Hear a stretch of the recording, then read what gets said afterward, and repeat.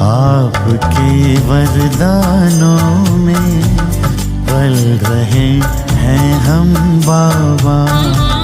आपके वरदानों में पल रहे हैं हम बाबा। हाथ देकर हाथ में चल रहे हैं हम बाबा। आपके वरदानों में पल रहे हैं हम बाबा। आपके वरदानों में पल रहे हैं हम बाबा।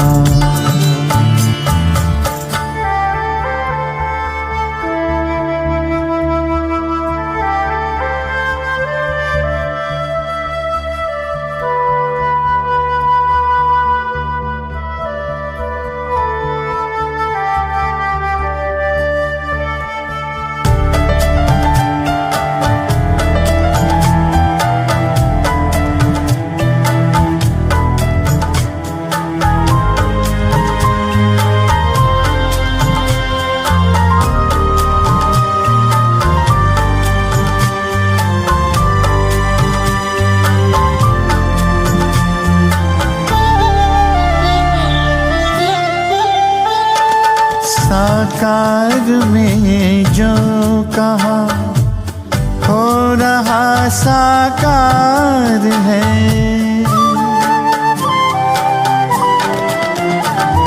साकार में जो कहा हो रहा साकार है। मुस्कुराता आपके सपनों का संसार है। दीप बन आशाओं के जल रहे हैं हम बाबा। दीप बन आशाओं के जल रहे हैं हम बाबा।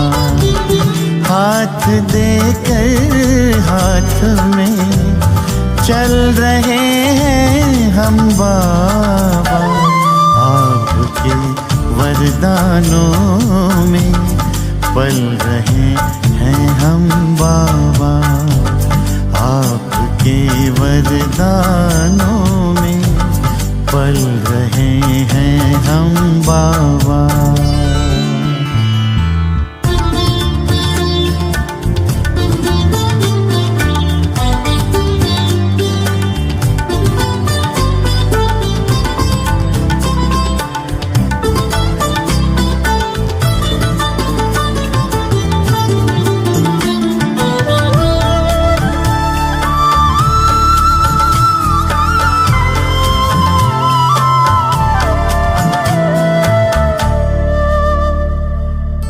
दृष्टि देकर आपने सारी सृष्टि रे बदल।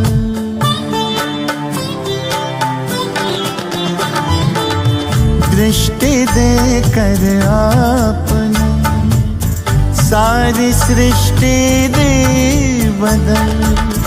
कांटों को सुमन किया और कुटिया को महल। आपके रंग रूप में ढल रहे हैं हम बाबा। आपके रंग रूप में ढल रहे हैं हम बाबा। हाथ देकर हाथ में चल रहे हैं हम बाबा। आपके वरदानों में पल रहे हैं हम बाबा।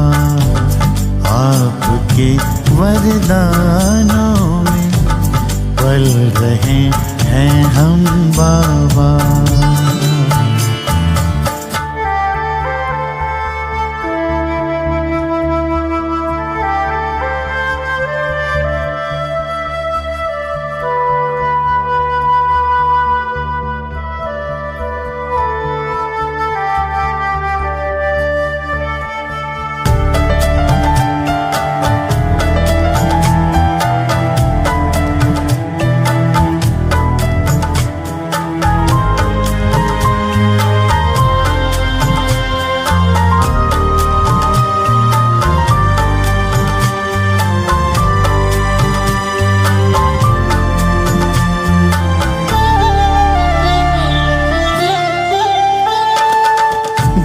रहा स्वर्णिम जहां आपके प्रकाश में। दिख रहा स्वर्णिम जहां आपके प्रकाश में। पाँव धरती पर कहाँ उड़ रहे आकाश में। सितारों से भी आगे निकल रहे हम बाबा। सितारों से भी आगे निकल रहे हम बाबा। हाथ देकर हाथ में चल रहे हैं हम बाबा। आपके वरदानों में पल रहे हैं हम बाबा। आपके वरदानों में पल रहे हैं हम बाबा।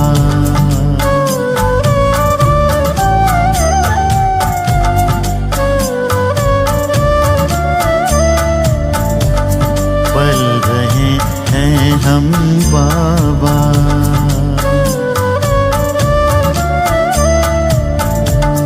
पल रहे हैं हम बाबा।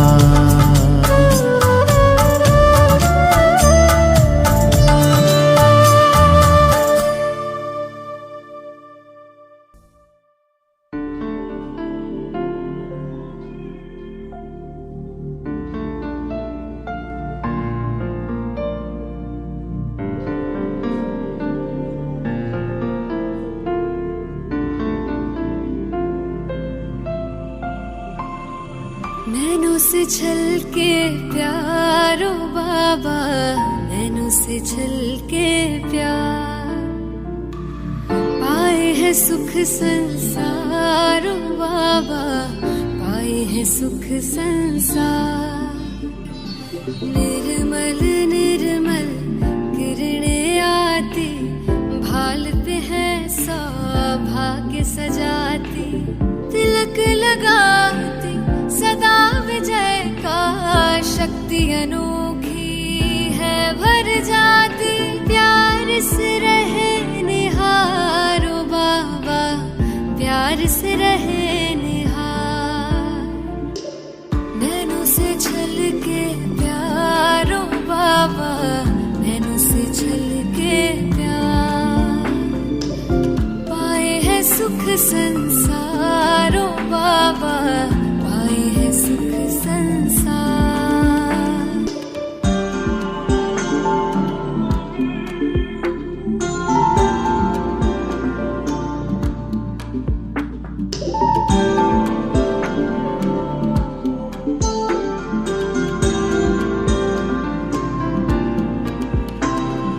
ऐसे पल फिर कब आएंगे कल्प भर में ना पाएंगे। प्यास बुझा ले युगों युगों की जन्म सफल हो जाएंगे। कितने किए उपकार ओ बाबा। कितने दिए उपहार। नैनों से छलके प्यारो बाबा। नैनों से छलके प्यार पाए है सुख संसारो बाबा। पाए है सुख संसार।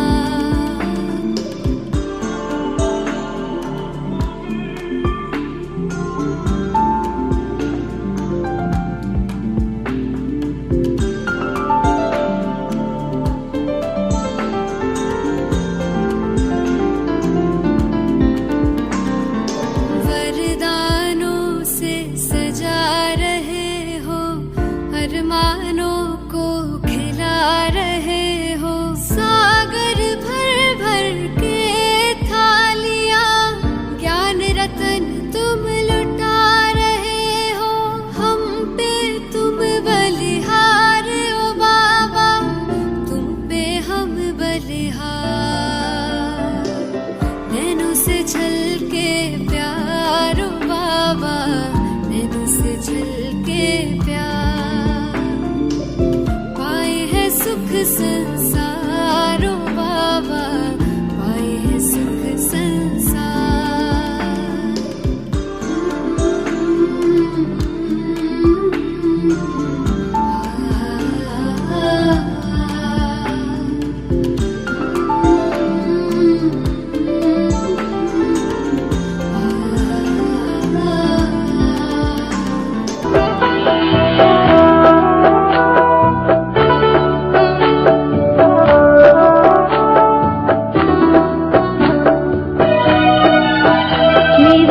सतगुरु प्यारे दा दरबार बड़ा सोहना है। इत्थे दर्शन होंदे हैं, दीदार बड़ा सोहना है। दीदार बड़ा सोहना है, परिवार बड़ा सोहना है। मेरे सतगुरु प्यारे दा दरबार बड़ा सोहना है।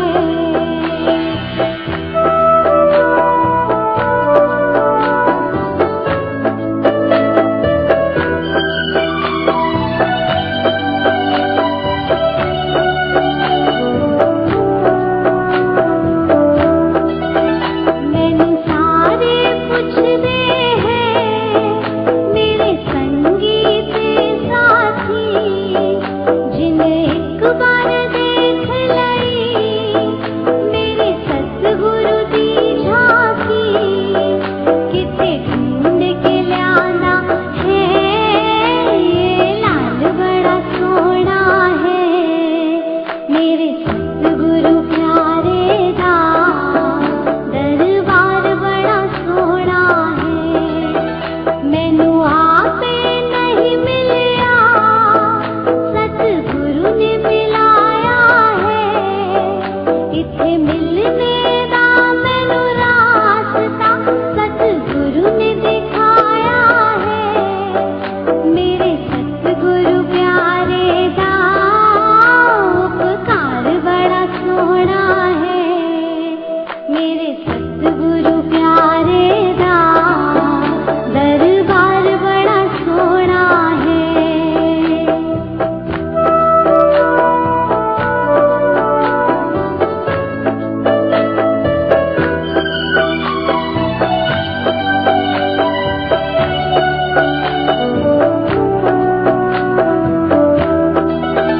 ये मान सरोवर है, इथे मोती मिलते हैं।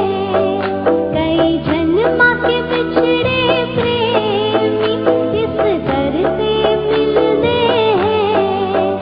ये घाटे का सौदा नहीं, व्यापार बड़ा सोहना है। मेरे सतगुरु प्यारे दा दरबार बड़ा सोहना है। मेरे सतगुरु प्यारे दी बड़ी शान निराली है। इते रोज दशहरा है, इते रोज दिवाली है। इते तन मन रंग देते, रंगदार बड़ा सोहना है। मेरे सतगुरु प्यारे दा दरबार बड़ा सोहना है।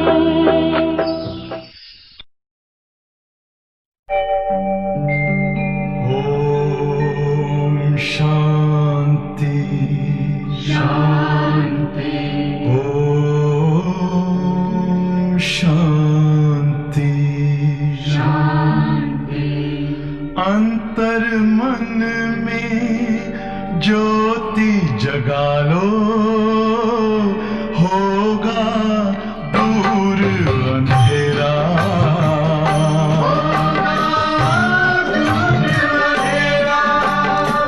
शिव का कर लो ध्यान, आ रहा पावन पुण्य सवेरा।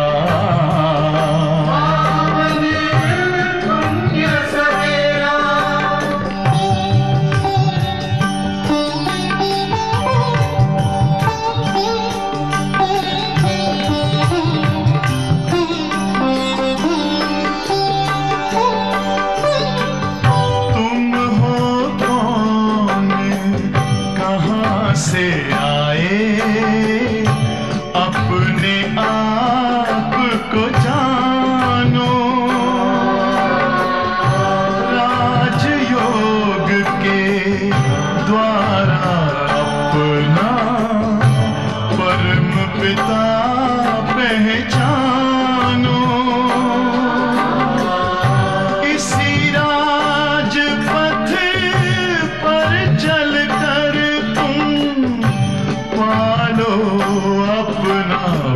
अंधेरा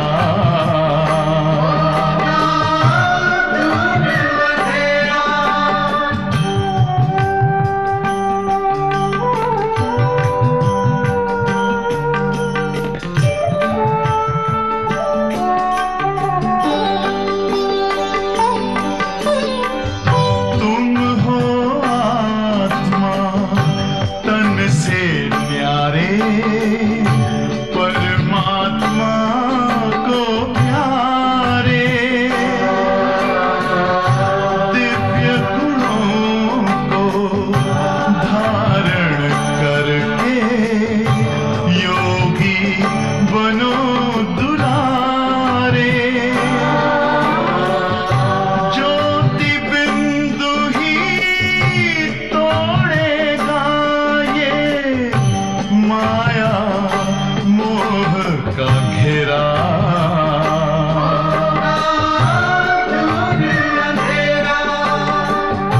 अंतर मन में ज्योति जगा लो होगा दूर अंधेरा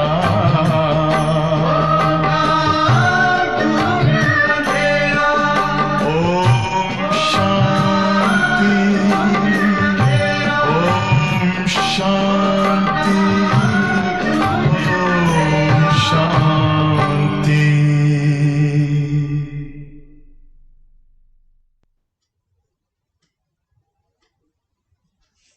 ओम शांति। आज 14 जनवरी 2021 की मुरली हम सब सुनेंगे। आज बाबा ने कहा, मीठे बच्चे, बाप तुम्हें जो पढ़ाई पढ़ाते हैं वह बुद्धि में रख सबको पढ़ानी है। बाप तुम्हें जो पढ़ाई पढ़ाते हैं वह बुद्धि में रख सबको पढ़ानी है। हर एक को बाप का और सृष्टि चक्र का परिचय देना है।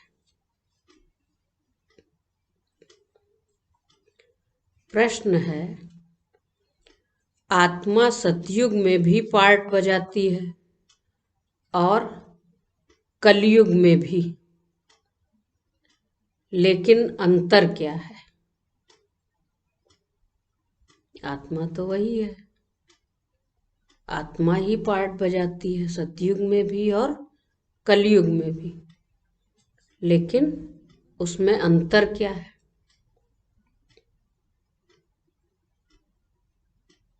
उत्तर है, सतयुग में जब पार्ट बजाती है तो उसमें कोई पाप कर्म नहीं होता है। हर कर्म वहां अकर्म हो जाता है।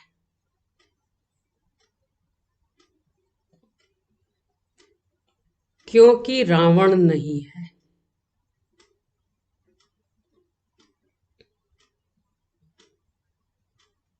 फिर कलयुग में जब पार्ट बजाती है तो हर कर्म विकर्म व पाप बन जाता है, क्योंकि यहाँ विकार हैं। अभी तुम हो संगम पर, तुम्हें सारा ज्ञान है। तो सतयुग में कर्म अकर्म होते हैं और कलयुग में कर्म विकर्म बनते हैं, क्योंकि वो निर्विकारी दुनिया है और ये विकारी दुनिया है। ओम शांति। अब यह तो बच्चे जानते हैं, क्या जानते हैं? कि हम बाबा के सामने बैठे हैं।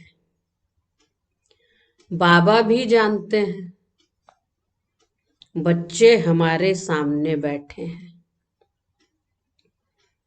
यह भी तुम जानते हो, बाप हमको शिक्षा देते हैं जो फिर औरों को देनी है।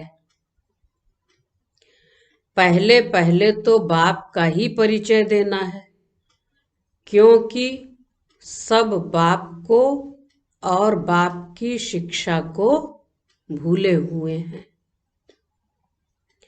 अभी जो बाप पढ़ाते हैं, यह पढ़ाई फिर 5000 वर्ष बाद मिलेगी। बीच में ये पढ़ाई नहीं मिल सकती। यह ज्ञान और कोई को है नहीं, तो मुख्य हुआ बाप का परिचय।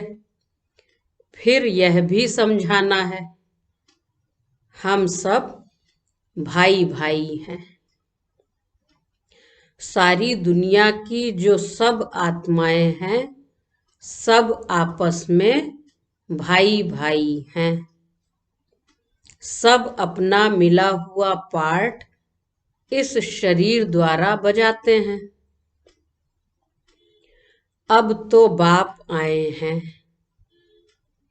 नई दुनिया में ले जाने के लिए, जिसको स्वर्ग कहा जाता है। परंतु हम सब भाई पतित हैं, एक भी पावन नहीं।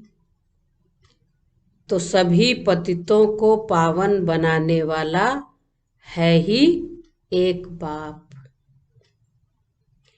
यह है ही पतित, विकारी, भ्रष्टाचारी रावण की दुनिया।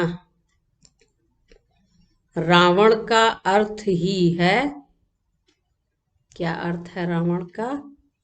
10 शीश वाला रावण दिखाते हैं। तो रावण का अर्थ क्या है?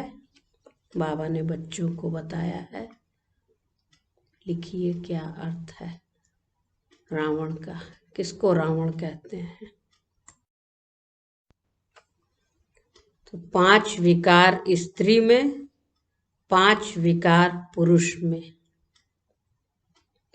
बाबा बहुत सिंपल रीति समझाते हैं, तुम भी ऐसे समझा सकते हो।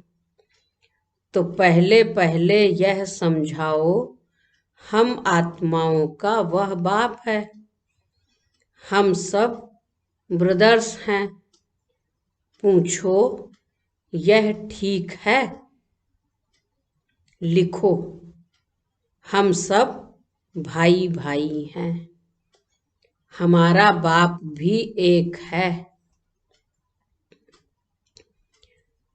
हम सब सोल्स का वह है सुप्रीम सोल। उनको फादर कहा जाता है। यह पक्का पक्का बुद्धि में बिठाओ, तो सर्वव्यापी आदि पहले निकल जाए।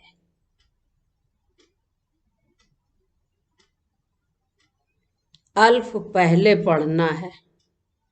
बोलो यह अच्छी रीति बैठ लिखो। आगे सर्वव्यापी कहता था, अब समझता हूं कि सर्वव्यापी नहीं है। बाबा ने कहा ये लिखाओ कि पहले ये समझते थे और अब ये समझ गए कि भगवान सर्वव्यापी नहीं है। हम सब भाई भाई हैं। सब आत्माएं कहती हैं गॉड फादर, परम पिता। पहले तो यह निश्चय बिठाना है कि हम आत्मा हैं, परमात्मा नहीं। न हमारे में परमात्मा व्यापक है, सब में आत्मा व्यापक है। आत्मा शरीर के आधार से पार्ट बजाती है, यह पक्का कराओ। अच्छा, एक बात पक्की हो गई। फिर वह बाप सृष्टि के आदि मध्य अंत का ज्ञान भी सुनाते हैं, और तो कोई भी जानते नहीं कि इस सृष्टि चक्र की एज कितनी है।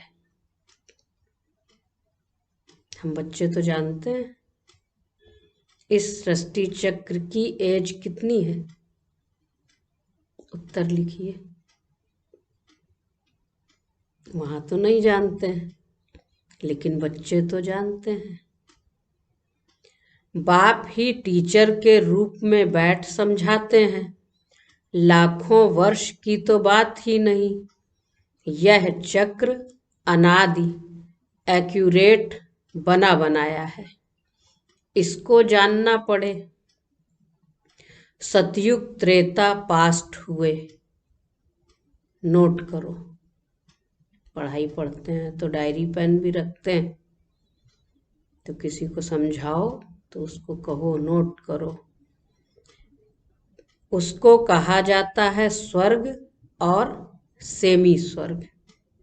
स्वर्ग किसको कहेंगे, सेमी स्वर्ग किसको कहेंगे। बाबा ने कहा नोट करो। आप सब भी लिखिए, उत्तर दीजिए कि स्वर्ग किसको कहेंगे, सेमी स्वर्ग किसको कहेंगे। जहां देवी देवताओं का राज्य चलता है, वह 16 कला, वह 14 कला। सतयुग में 16 कला, त्रेता युग में 14 कला। धीरे धीरे कलाएं कम होती जाती हैं। दुनिया पुरानी तो जरूर होगी ना, सतयुग का प्रभाव बहुत भारी है। नाम ही है स्वर्ग, हेवन, नई दुनिया, उसकी ही महिमा करनी है। नई दुनिया में है ही एक आदि सनातन देवी देवता धर्म। पहले बाप का परिचय, फिर चक्र का परिचय दिया जाता है। चित्र भी तुम्हारे पास हैं निश्चय कराने के लिए। चित्रों से समझाना है।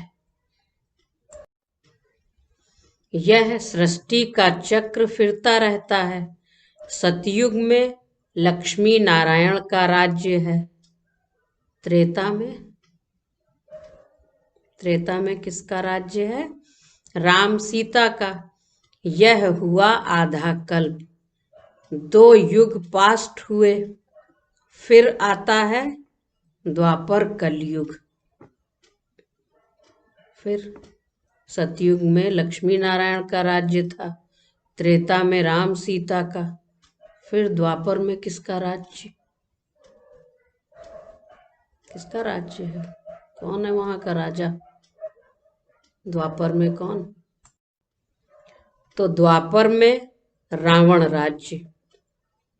देवता वाम मार्ग में चले जाते हैं तो विकार की सिस्टम बन जाती है। सतयुग त्रेता में सब निर्विकारी रहते हैं। एक आदि सनातन देवी देवता धर्म रहता है। चित्र भी दिखाना है, ओरली भी समझाना है। बाप हमको टीचर बन ऐसे पढ़ाते हैं। बाप अपना परिचय खुद ही आकर देते हैं।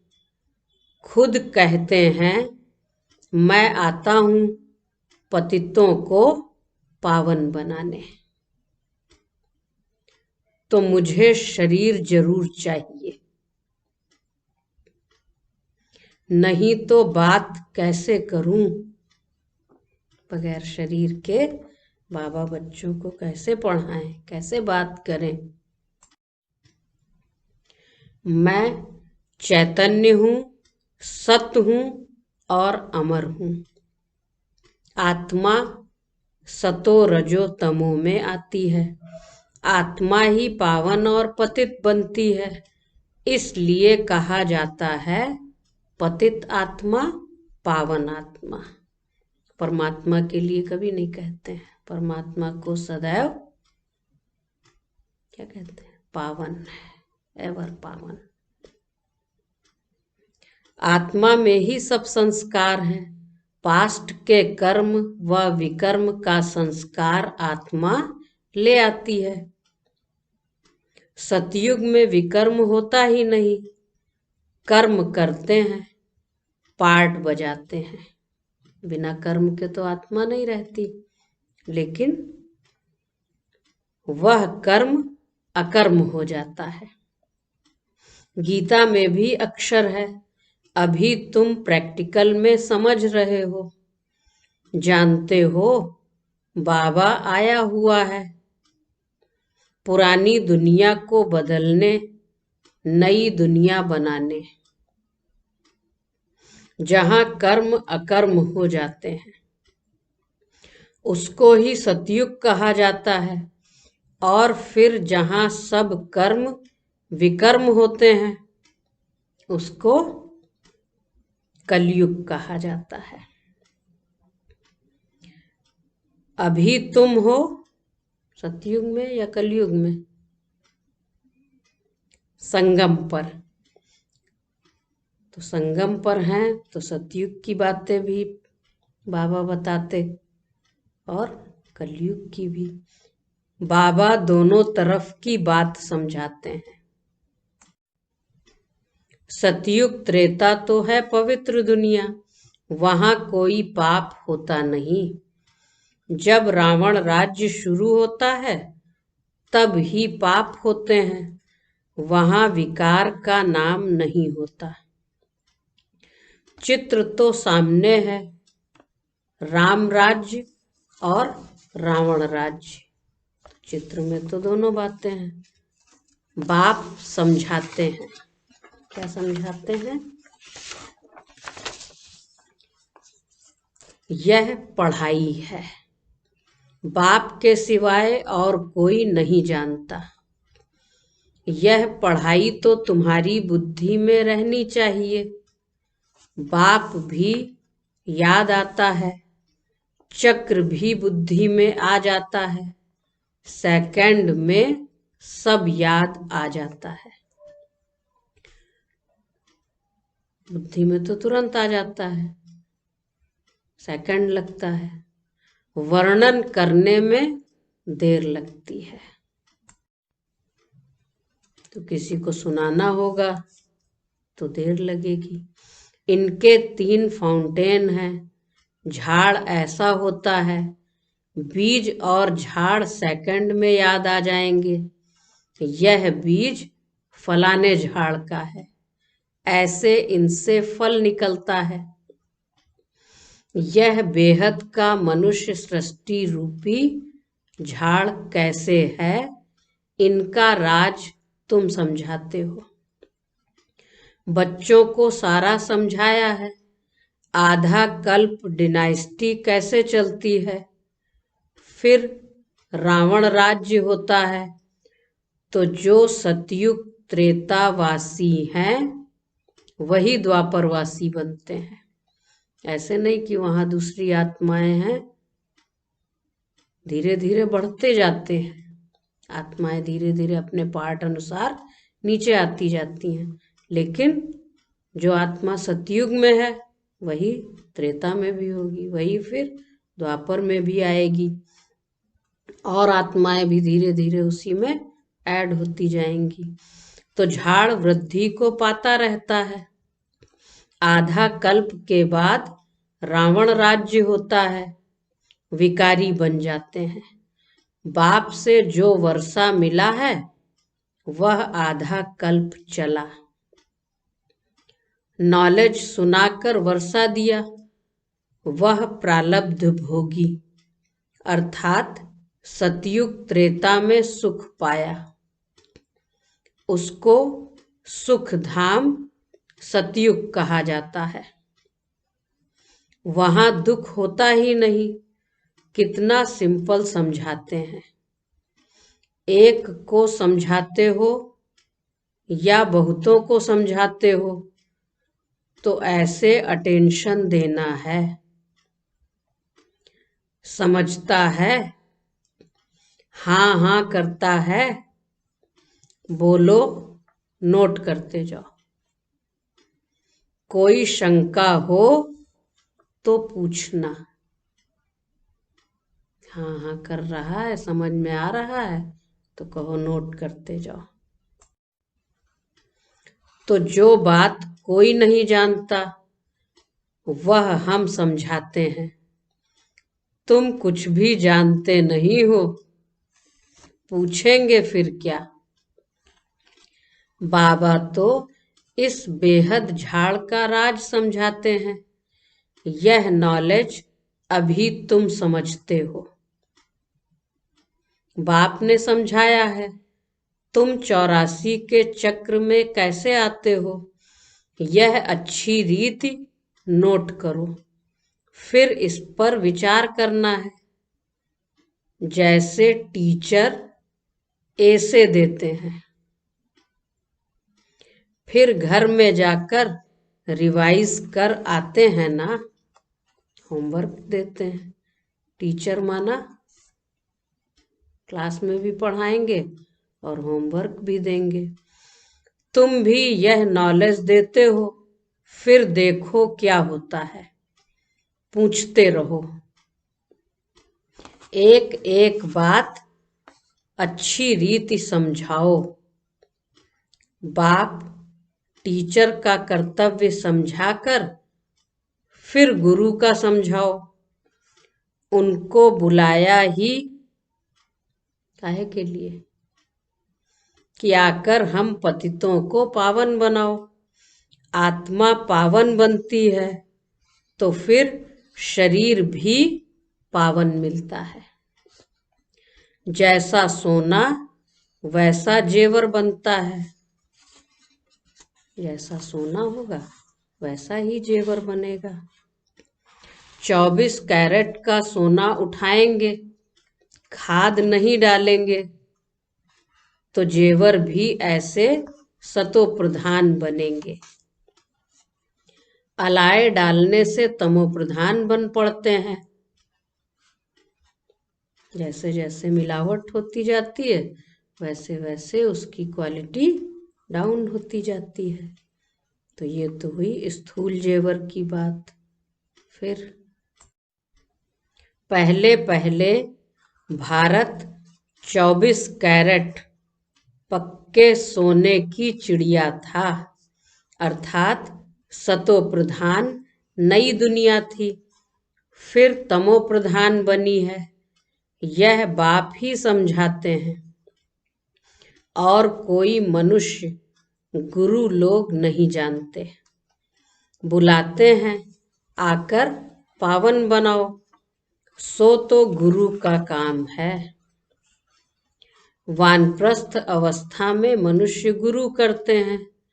वाणी से परे स्थान तो है इनकॉर्पोरियल वर्ल्ड, जहां आत्माएं रहती हैं, यह है कॉर्पोरियल वर्ल्ड। दोनों का यह मेल है। वहां तो शरीर है नहीं, वहां कोई कर्म नहीं होता है। कॉर्पोरियल वर्ल्ड और इनकॉर्पोरियल वर्ल्ड। बाप में तो सारी नॉलेज है। ड्रामा प्लान अनुसार उनको कहा जाता है नॉलेजफुल।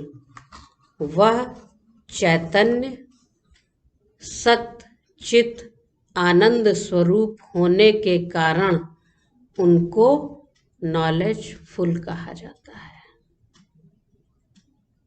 सत्य भी है, चैतन्य भी है, आनंद स्वरूप है। बुलाते भी हैं, हे पतित पावन नॉलेजफुल शिव बाबा। उनका नाम सदैव शिव ही है। बाकी आत्माएं सब आती हैं पार्ट बजाने, तो भिन्न भिन्न नाम धारण करती हैं। और शिव बाबा का तो अवतरण होता है, पर काया प्रवेश करते हैं, तो उनका नाम सदैव शिव ही है। तो बाप को बुलाते हैं। परंतु उनको कुछ भी समझ नहीं रहती। जरूर भाग्यशाली रथ भी होगा जिसमें बाप प्रवेश कर तुमको पावन दुनिया में ले जाएं। तो बाप समझाते हैं, मीठे मीठे बच्चों, मैं उनके तन में आता हूँ जो बहुत जन्मों के अंत में है। पूरा 84 जन्म लेते हैं, भाग्यशाली रथ पर आना पड़ता है। पहले नंबर में तो हैं श्री कृष्ण और लास्ट जन्म ब्रह्मा बाबा। तो वो है भाग्यशाली रथ जो पूरे 84 जन्म आत्मा लेती है। वह है नई दुनिया का मालिक। फिर वही नीचे उतरते हैं, गोल्डन से सिल्वर, कॉपर, आयरन एज में आकर पड़ते हैं। धीरे धीरे धीरे उतरते हैं। अभी फिर तुम आयरन से गोल्डन बन रहे हो। बाप कहते हैं सिर्फ मुझ अपने बाप को याद करो जिसमें प्रवेश किया है। उनकी आत्मा में तो जरा भी नॉलेज नहीं थी। इनमें मैं प्रवेश करता हूँ, इसलिए इनको भाग्यशाली रथ कहा जाता है। तो याद किसको करना है? किसको याद करेंगे? बाबा ने कहा मुझे याद करो। जिसमें प्रवेश किया है उनकी आत्मा में तो जरा भी नॉलेज नहीं थी। इनमें मैं प्रवेश करता हूँ, इसलिए इनको भाग्यशाली रथ कहा जाता है। नहीं तो सबसे ऊंच तो यह लक्ष्मी नारायण है। इनमें प्रवेश करना चाहिए। लेकिन नई सतयुगी दुनिया में तो न आत्माएं पुकारती हैं, न वहां शिव बाबा जाते हैं। परंतु उनमें परमात्मा प्रवेश नहीं करते, इसलिए भाग्यशाली रथ नहीं कहा जाता है। रथ में आकर पतितों को पावन बनाता हूं, तो जरूर कलयुगी तमो प्रधान होगा ना। खुद कहते हैं मैं बहुत जन्मों के अंत में आता हूँ। गीता में भी अक्षर एक्यूरेट हैं। गीता को ही सर्वशास्त्रमयी शिरोमणि कहा जाता है। इस संगम युग पर ही बाप आकर ब्राह्मण कुल और देवता कुल स्थापन करते हैं। बहुत जन्मों के अंत में, अर्थात बहुत जन्मों के अंत में, अर्थात सबसे लास्ट युग कौन सा है? सबसे लास्ट युग लिखिए। सबसे लास्ट युग कौन सा है? बहुत जन्मों के अंत में, अर्थात संगम युग पर ही बाप आते हैं। बाप कहते हैं मैं बीज रूप हूँ। कृष्ण को है सतयुग का रहवासी। उनको दूसरी जगह तो कोई देख न सके। पुनर्जन्म में तो नाम रूप देश काल सब बदल जाता है। फीचर्स ही बदल जाते हैं। हर जन्म में अलग अलग फीचर्स, हर शरीर में अलग अलग नाम। तो पहले छोटा बच्चा सुंदर होता है, फिर बड़ा होता है, वह फिर शरीर छोड़ दूसरा छोटा लेता है। यह बना बनाया खेल ड्रामा के अंदर फिक्स है। यह बना बनाया खेल ड्रामा के अंदर फिक्स है। दूसरा शरीर लिया तो उनको कृष्ण नहीं कहेंगे। उस दूसरे शरीर पर नाम आदि फिर दूसरा पड़ेगा। समय, फीचर्स, तिथि, तारीख आदि सब बदल जाता है। वर्ल्ड की हिस्ट्री ज्योग्राफी हूबहू रिपीट कहा जाता है। तो यह ड्रामा रिपीट होता रहता है। सतो रजो तमो में आना ही है। सृष्टि का नाम, युग का नाम सब बदलते रहते हैं। अभी यह है संगम युग। तो शिव बाबा कब आते हैं?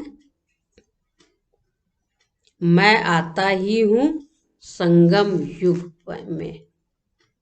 संगम पर आते हैं। कलयुग और सतयुग के बीच का ये छोटा सा युग है जिसमें भगवान आते हैं। तो मैं तुमको सारी दुनिया की हिस्ट्री ज्योग्राफी सत्य बताता हूँ। वहाँ भी लौकिक पढ़ाई में भी हिस्ट्री ज्योग्राफी पढ़ते हैं, लेकिन सारी दुनिया की हिस्ट्री ज्योग्राफी जो सत्य है वो बाबा ही सुनाते हैं। आदि से लेकर अंत तक और कोई भी जानता ही नहीं है।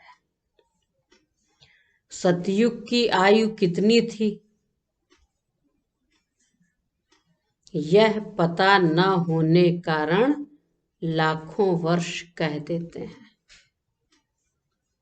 हम सबको तो पता है सतयुग की आयु कितनी थी। पता है तो लिखिए। आज बाबा ने तो खास कहा नोट करो। सतयुग की आयु कितनी थी? वहां तो लाखों वर्ष कहते हैं। बाबा ने तो बच्चों को बताया है। अभी तुम्हारी बुद्धि में सब बातें हैं। तुम्हें अंदर में यह पक्का करना है। क्या पक्का करना है? कि बाप टीचर सतगुरु है, जो फिर से सतो प्रधान बनने के लिए बहुत अच्छी युक्ति बताते हैं। गीता में भी है, देह सहित देह के सब धर्म छोड़ अपने को आत्मा समझो। वापिस अपने घर जरूर जाना है। कहाँ है घर? ऐसा नहीं है पढ़ाई पढ़ के घर जाना है। यहाँ आए हैं पढ़ने बाबा के घर सेंटर पे और फिर घर जाना है। किस घर की बात की बाबा ने?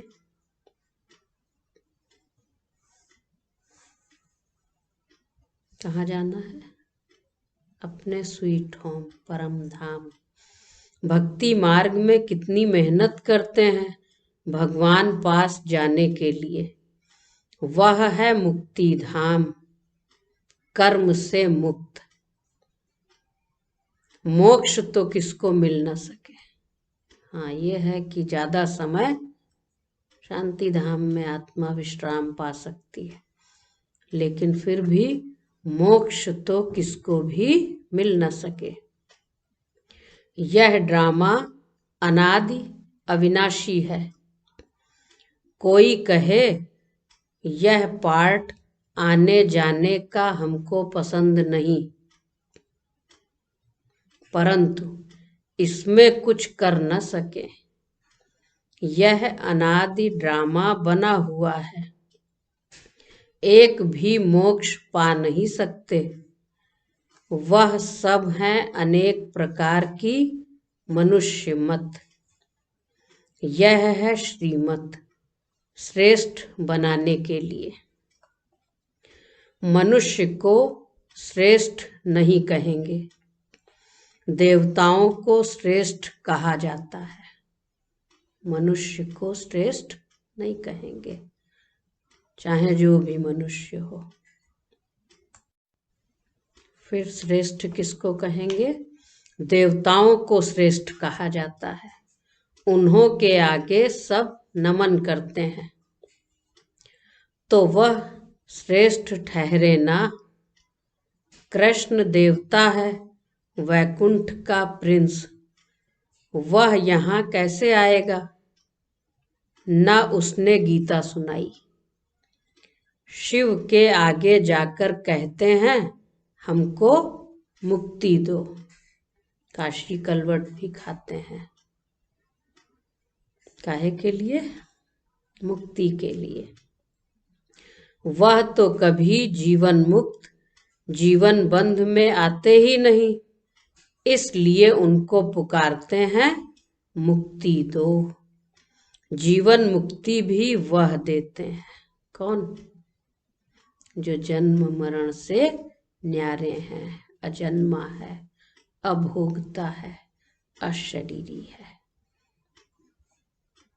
अच्छा, मीठे मीठे सिकीलधे बच्चों प्रति माता पिता बाप दादा का याद प्यार और गुड मॉर्निंग। रूहानी बाप की रूहानी बच्चों को नमस्ते।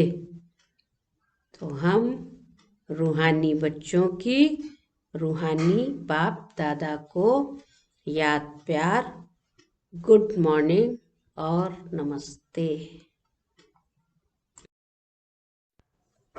धारणा के लिए मुख्य सार। आज की मुरली में धारणा के लिए कौन सी पॉइंट्स हैं? नोट करिए, लिखिए। चारों सब्जेक्ट्स होते हैं ना, ज्ञान की पॉइंट्स, योग की पॉइंट्स, धारणा की पॉइंट्स, सेवा की पॉइंट्स। तो आज बाबा ने सेवा की भी बात बताई। पहले क्या समझाओ, बाद में क्या समझाओ, नोट कराओ। योग के लिए बताया, किसको याद करो? एक मुझे याद करो। इस रथ को भाग्यशाली भी तब कहा जब भगवान ने इसमें प्रवेश किया। तो याद शिव बाबा को करना है। और धारणा की पॉइंट, पहली पॉइंट है हम सब आत्मा रूप में भाई भाई हैं। यह पाठ पक्का करना और कराना है। हम सब आत्मा रूप में भाई भाई हैं, यह पाठ पक्का करना और कराना है। अपने संस्कारों को याद से संपूर्ण पावन बनाना है। याद ही एक विधि है जिससे संस्कार परिवर्तन हो सकते हैं।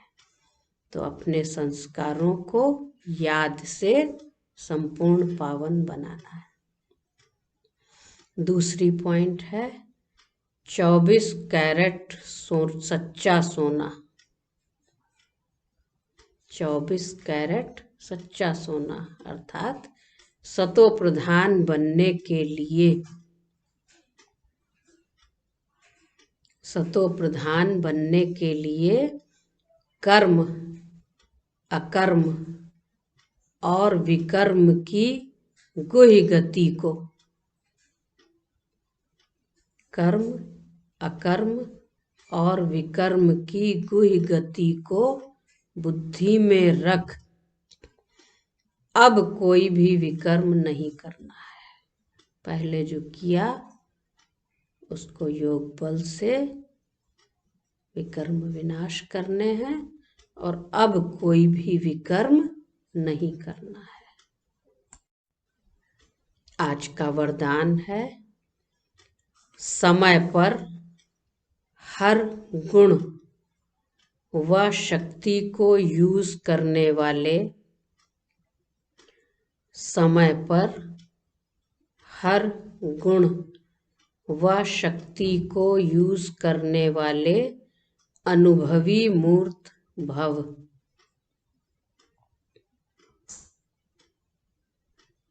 ब्राह्मण जीवन की विशेषता है अनुभव।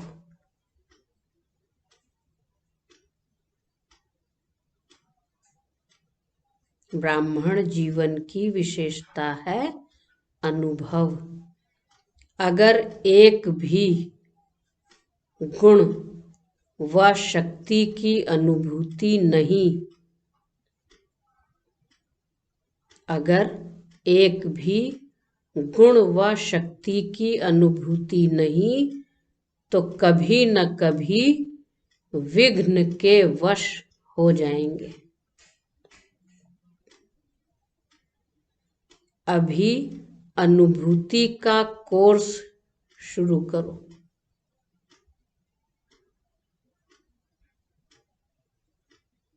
हर गुण व शक्ति रूपी खजाने को यूज करो। खजाने में रखा न रहे कि हाँ पता है हमको इस गुण और शक्ति के बारे में, कोई पूछे तो सुना सकते हैं, लेकिन उस गुण और शक्ति को यूज करो। जिस समय जिस गुण की आवश्यकता है उस समय उसका स्वरूप बन जाओ। यूज करना माना जिस समय जिस गुण की आवश्यकता है उस समय उसका स्वरूप बन जाओ। नॉलेज की रीति से बुद्धि के लॉकर में, खजाने में रख नहीं दो कि रखा है हिफाजत से, समय पर आई वेल के समय यूज करेंगे, रखा ही रह जाएगा बुद्धि में। यूज नहीं किया तो फिर उसका कोई भी खजाना है उसको रखे रहा, यूज ही नहीं किया तो फिर रखने से क्या फायदा। बाबा ने कहा यूज करो तब विजयी बन सकेंगे। अस्त्र शस्त्र भी यूज किए जाते हैं ना, उसको रखे रहे तो दुश्मन मार देगा। तो फिर क्या करो, यूज करो तब विजयी बन सकेंगे। और वाह रे मैं, वाह रे मैं का गीत सदा गाते रहेंगे। और जो विजयी होते हैं उनको फिर खुशी भी होती है। वाह रे मैं कौन हूँ, अपने स्वमान याद रहेंगे। कब? जब उन खजानों को यूज करेंगे तब विजयी भी बन सकेंगे और वाह रे मैं का गीत सदा गाते रहेंगे। आज का स्लोगन है, नाजुकपन के संकल्पों को समाप्त कर, नाजुकपन के संकल्पों को समाप्त कर, शक्तिशाली संकल्प रचने वाले ही डबल लाइट रहते हैं। शक्तिशाली संकल्प रचने वाले ही डबल लाइट रहते हैं, क्योंकि हर कार्य की शुरुआत संकल्प से होती है। और अगर संकल्प शक्तिशाली नहीं हैं, पावरफुल नहीं हैं, तो फिर नाजुक पने के संकल्प क्या करेंगे? डबल लाइट नहीं रहने देंगे, बोझ होगा। तो शक्तिशाली संकल्प रचने वाले ही डबल लाइट रहते हैं। तो आज सतगुरुवार है, हम सब प्यारे बाबा को भोग स्वीकार करेंगे। अच्छा, ओम शांति।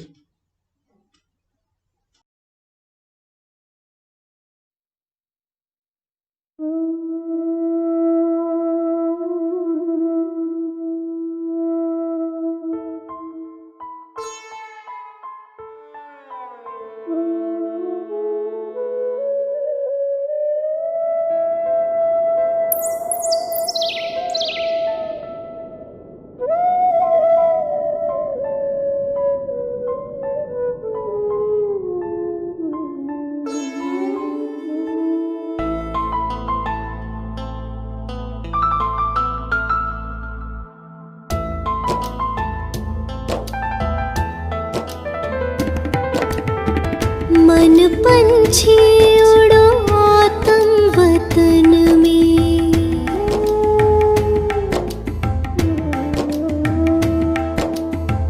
मन पंछी उड़ो आतम वतन में, पहनो फरिश्तों वाला चोला, मन बना भव माँ में कम के तार, मन बना भव माँ में कम के तार, जोड़ लो करो शिव का दीदार, अपने वहाँ घर के आंगन में, मन पंछी उड़ो आतम वतन में।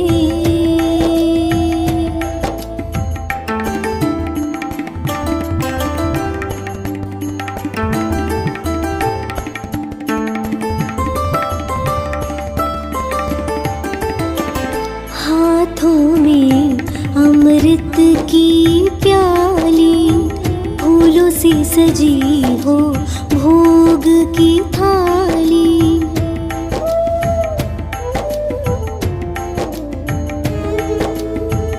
हाथों में अमृत की प्याली, फूलों से सजी हो भोग की थाली, आज मनाओ सतगुरुवार, आज मनाओ सतगुरुवार, जाओ नील गगन के पार, बैठे लिए वो इंतजार अखियन में, बैठे लिए वो इंतजार अखियन में, मन पंछी हो।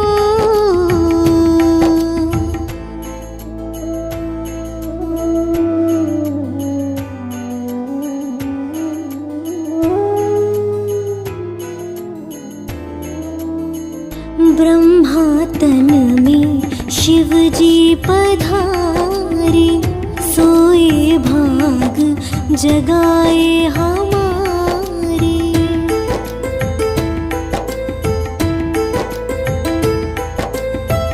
ब्रह्मा तन में शिव जी पधारे, सोए भाग जगाए हमारे, सागर है वो खोले अमृत का द्वार, सागर है वो खोले अमृत का द्वार, भर लाना वो सागर अपार, झपके न पलके उस क्षण मिलन में, झपके न पलके उस क्षण मिलन में, मन पंछी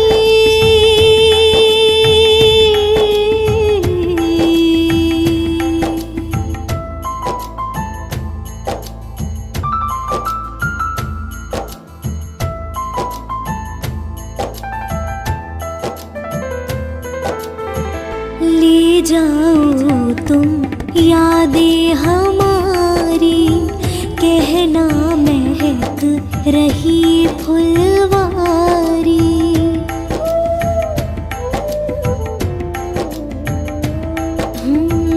ले जाओ तुम यादें हमारी कहना महक रही फुलवारी।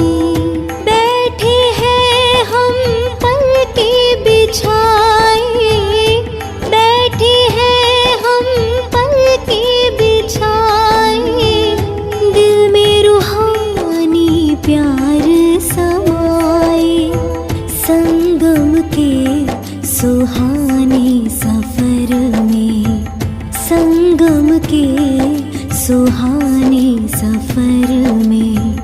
मन पंछी उड़ो आतम वतन में, मन पंछी उड़ो आतम वतन में।